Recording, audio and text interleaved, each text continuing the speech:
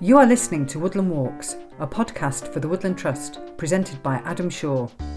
We protect and plant trees for people to enjoy, to fight climate change and to help wildlife thrive. Well, today I'm off to meet someone much closer to home than normal. I can do it on the tube rather than going on the train. I am meeting Danny Clarke, who is a British garden designer who shot to fame in 2015 as BBC's Instant Gardener. Since then, he's been on our screens with a host of popular garden makeover shows and horticultural advice. He joined ITV's This Morning's presenting team, and he is now a member of Alan Titchmarsh's Love Your Garden team as well. In fact, in addition to all of that, he helps run a charity known as Grow to Know, whose heart, I think, really lies in reclaiming space and reconnecting people with nature and each other. And it's one of those projects I think I'm going to see him at really very centrally in London, in Notting Hill, where they have tried to bring some green space, some nature right to the heart of the city and include all the local communities. My name's Danny Clarke. I'm a garden designer and TV presenter. Lovely. And we are meeting in what is now fashionable Notting Hill. Wasn't always the case when I was growing up around this area, actually. Yeah. But we're in an urban garden that is your design. Well, not the whole garden, not the whole space. I mean, this is Tavistock Square, but we've kind of elicited a section of it to rehome our Chelsea Flower Show garden from 2022, which actually is a Grow to Know project, of which I'm a director of. Right. So I want to know about Grow to Know, but you've already mentioned the garden when we're standing right by it. Yeah. So, why don't you describe it to begin with, so people get a sort of visual image of what it is we're standing next to? Okay, so basically you've got a Corten steel structure. It's dominated by Corten steel structure, and that's supposed to represent two things. The Mangrove Restaurant, which was a place that was owned by a West Indian immigrant in the late 60s, 70s, that was brutalised by the police. So it's telling that story. And it's also telling the story of man's injustice to nature. So what we see here really is a Corten steel structure which represents the roots of a mangrove tree. And as you can see, it looks quite brutal, and the top, where the trunk is, it's actually been severed, which actually represents what man's kind of lack of, shall we say, respect for nature. So it's a it's an interesting installation, if that's the right word, in that it is political in this, with a sort of small p, not party political, but it's sort of reflecting the societal challenges that this area certainly went through. Yeah. But it's interesting you talk about the trunk. Is it also a tree? I mean, this is a sort of tree podcast. Is there a reference in that as well? Yeah, there's a reference to the tree. So that the reference to the tree is that it is a mangrove tree. Right. All right. So mangrove, a mangrove restaurant. Yeah. So it's kind of a play on words, if you like. So it's really about storytelling. So we're telling two stories here. We're telling the story of man's brutality against man and man's brutality against nature. Wonderful. So you run this organisation. What's it called again? It's called Grow to Know. I don't actually run it. I'm a director. So it started soon after the Grenfell fire in 2017. Which is also, this is not far from here as well. It's not far from here. It's just up the road. Yeah. And I was horrified by what unfolded, like many people were, and I felt quite powerless. So I thought, you know what I'll do? I'll get in touch with Robert Kensington, Chelsea, where the tower resides, and see if I could help in some way. Maybe use my expertise as a garden designer to maybe build a small, memorial garden, and I spoke to the head of greening, a guy called Terry Oliver. There's lots of emails flying backwards and forwards. And he was eulogising about this young man called Tajan Hayden Smith, right. 19, single father, and who lives near the tower, who knew people who perished in the flames, and he turned to gardening, or guerrilla gardening. I don't know if you know what that is. Guerrilla gardening. Well, Gardening without permission. yeah, a friend of mine does that actually nearer where I live, where sort of goes plants, actually vegetables and potatoes in the street trees. That's I'm right. going, I don't want to eat your potatoes, but anyway, I get it. It's an interesting sort of little subculture, that guerrilla gardening. He was just drawn to it. I think it's probably because his mum was into nature when Tajan was very young, and she used to point things out to him, like, look at that tree, is it wonderful, look at that sunset, isn't it lovely? And this kind of instilled into his sort of consciousness. And he just naturally just felt he needed to just go out and find a piece of land, community space, pick up litter syringes, maybe go to a local garden centre, get some fading plants, and just pretty the place up as best he could. And he got a lot of healing from that. Right. And people would be attracted to him, so there'd be this conversation going on. Sometimes people would stay for a minute, then go off again. Right. Others would probably stay and help him along the way, to transform the space as best they could. And he got a lot of healing from that. And you and your colleagues sort of created this charity around? So what then happened was that he wanted to know if I'd like to meet this guy. Right. And I'm thinking to myself, could I be meeting a guy that's got all sorts of issues that I might not be able to deal with? Yeah. But I had this outline of him.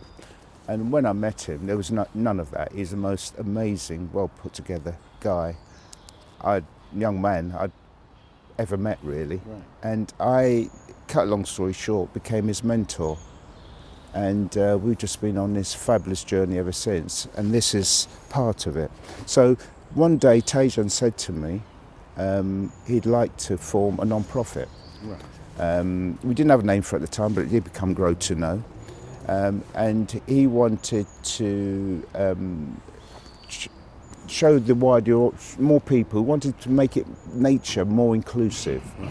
And because he got so many benefits from it, he wanted the other people to enjoy the curative effects of gardening and being in nature, because we all know it's good for the mind, body and soul. Yeah. So that's how Grow to Know was born. But we've actually sort of gone on from that now. We're more than just a gardening collective. We're more place-making, change-making. We're out there to sort of change the narrative, if you like. And we're kind of an activist group, and we're just trying to make nature more appealing to a wider audience. And how are you doing that? I mean, you've clearly got this garden here, but in trying to sort of bring urban communities closer to nature, or how are you doing that? Bring communities closer to nature. How do you do that? Well, by having spaces like this. Right. So we've got spaces, quite a few spaces that we've converted in this area, right. And this is just one of them. Right. So it's about bringing people into nature and making it more diverse and more accessible, and in many ways that's what we're about. And so I'm interested in your view about urban communities, youth communities, diverse communities. We're all drawn to nature. We all needed part of it in our lives. That's what lockdown taught us, that it was very important for us to... You don't think it's not a challenge for you to bring them into your world? You think they're already there? No, they're already there. The people are already there. It's just giving them access to these spaces. I mean, for example, excuse me, in the north of Kensington, where, let's say, it's less affluent than the south, people have the equivalent of one car parking space of nature or greenery they can access.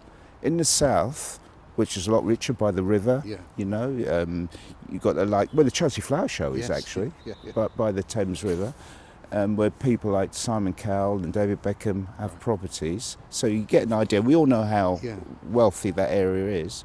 They've got, on average, half a football pitch of nature they can access, or greenery.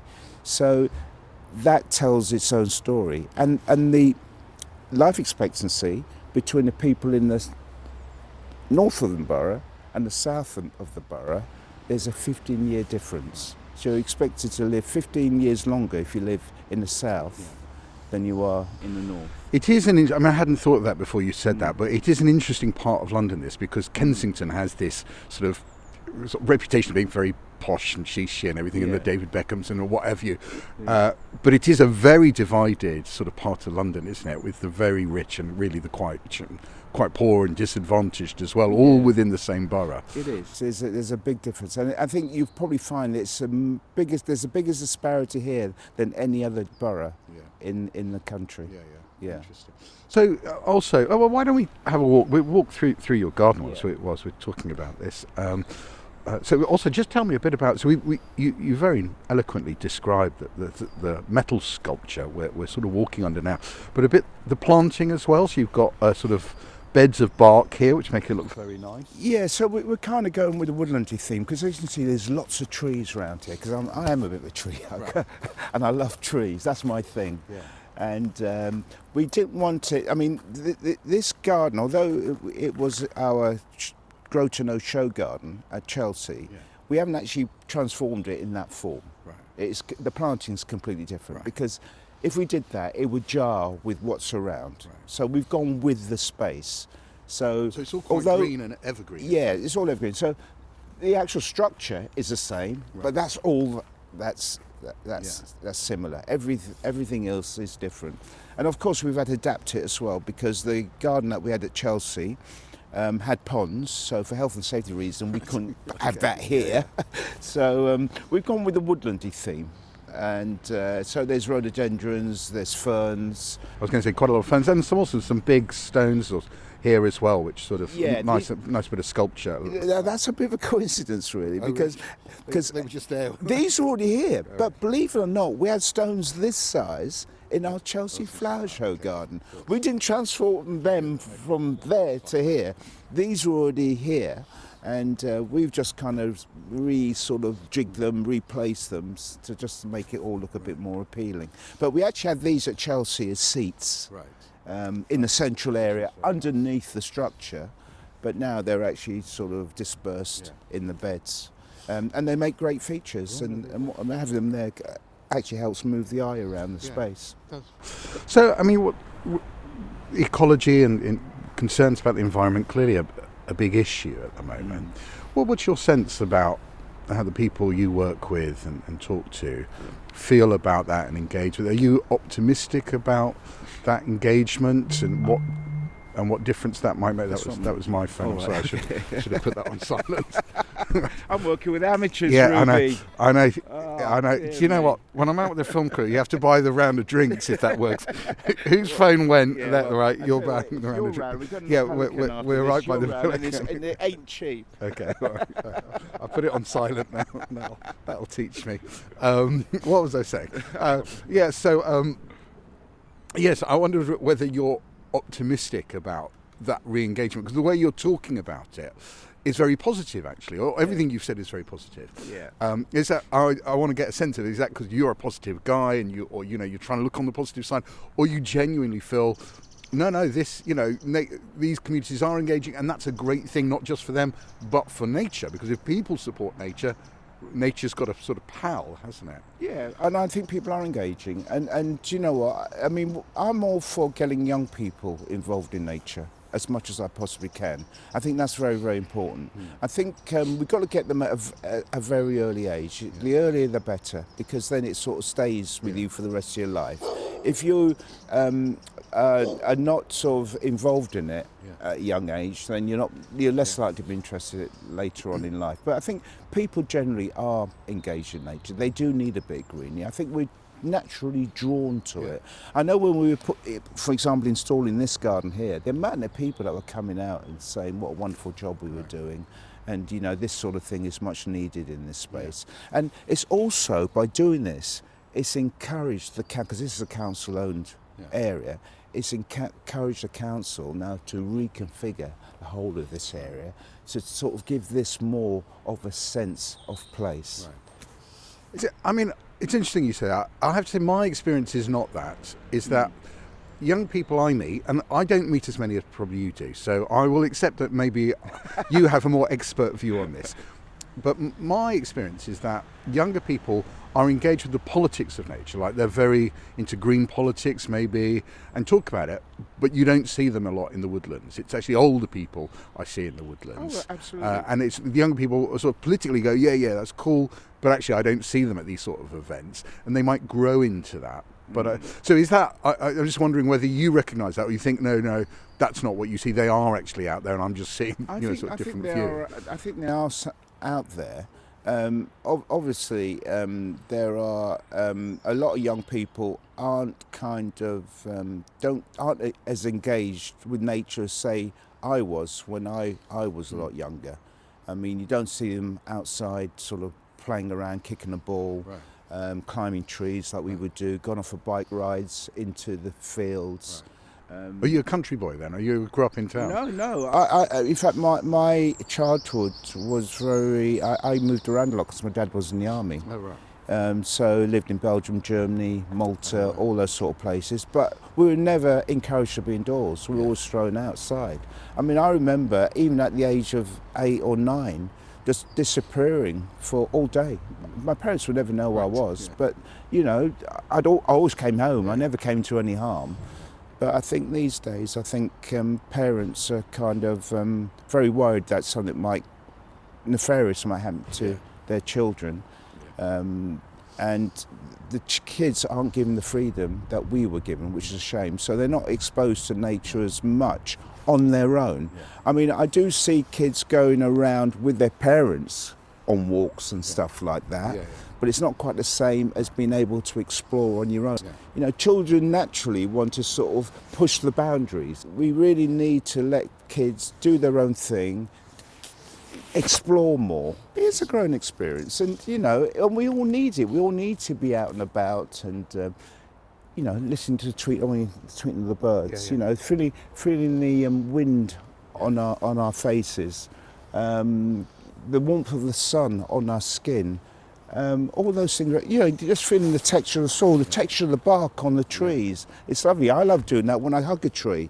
Just to smell the bark. Yeah. It's lovely. It's comforting, and that's because I was exposed to it when I was a child, and it gives me those fond memories, and because of that, it's very calming, and a great stress buster. I follow you on Instagram. You've got a good Instagram following, and your Instagram handle, if anyone wants to do that, is The Black Gardener. The Black Gardener. Yeah. So that, which itself is an interesting sort of handle. So you're making, I don't know, is that just a random handle, or are you making a point about, I'm the Black Gardener? That's a statement. Well, I am what it says on the tin. No, but I'm a bald reporter. My handle isn't bald reporter, right? No. So it feels like you're saying something about that that's important. Am I just? It is So important. Unpack that for me. Why did you choose that? Why is that connection to gardening, to nature, and the black community and your heritage? Why is that important? It's important because there are few black people who are in my industry. So that's why I'm the Black Gardener. Right. So I got the idea from a guy called the Black Farmer. Yes, yeah. Famous range of sausages. That's right. And I saw that he was having success with his name. And the reason he calls himself the Black Farmer, because at the time he's the only black farmer in the country. So hence the Black Farmer. Black gardeners, professional black gardeners, are as rare as hen's teeth. Yeah. So I thought to myself, why don't I call myself the Black Gardener? Good name. But why do you think it is then? Because that goes back to our earlier conversation about sort of other diverse communities. It could be some psychological reason, maybe from the days of slavery, where working on land is seen as servile. Parents don't want their children to be working land. They want their children to do something respectable, like be a doctor or a lawyer or something like that. Mm-hmm. So they tend to veer them away from doing something which is connected to the land. Right. And I think maybe that could be a reason. I did have a conversation with somebody via Twitter in the States about it, and she said it's the same there. Yeah. People of colour tend not to want to go into the land-based industry. I mean, I've only ever, and this was only about 2 months ago, I saw my first black tree surgeon. Yeah, and you know, my plant wholesalers, I've spoken to them about it, and they say, do you know what, we've got thousands of people on the books, and they can only count on one hand the amount of people of colour who are actually in the land-based industry. There's also, you've got to see it to be it as well. You know, what do you mean? Well, what I mean is, if people see me in this space, then it's going to encourage them to be in this space. It normalises it more. I mean, I go into the countryside. I mean, I'm a member of the National Trust, RHS, and I go and visit these great gardens, and I walk around. I'm obviously in nature, and I very rarely see people of colour. I was in, where was I? Sissinghurst, a little Sissinghurst Gardens a while back, and I must have been there for a good 4 or 5 hours. And I was the only person of colour who was walking around that space. So I want people to see me in those spaces, and it hopefully will encourage them to think, well, if it's for him, why can't I go there as well? Yeah, very cool. So, I mean, addressing, I mean, that community and anyone who's sort of listening to this podcast, then, what would your message to them be about? Maybe about that you've learned from your experiences engaging with gardens and trees and nature that you'd encourage them to do, or ways of getting involved. Anything you'd want to say to them? Just go out and enjoy the space. You know, don't be put off because you feel it's not for you. It's for everybody. I mean, nature shouldn't have any boundaries. It's there for everybody to enjoy. And you get the benefits from being out there. It's all good for us. I mean, I would really like to see more people engaged in gardening or horticulture as a way of earning a living. Because for me, it's not a job. It's just what I do. It's what I enjoy. I've got real passion for it. I love it. And I like to see other people, whoever they are. It doesn't have to be a colour thing.